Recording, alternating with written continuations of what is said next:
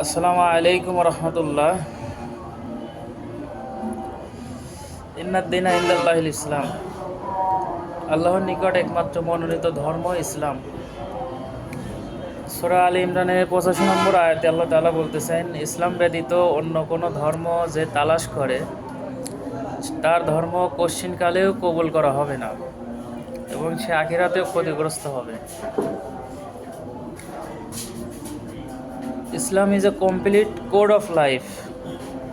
ইসলাম হচ্ছে একটি পূর্ণাঙ্গ জীবন ব্যবস্থা যা আল্লাহ রাব্বুল আলামিন তার শেষ নবী হযরত মুহাম্মদ সাল্লাল্লাহু আলাইহি সাল্লামের কাছে প্রেরণ করেছেন।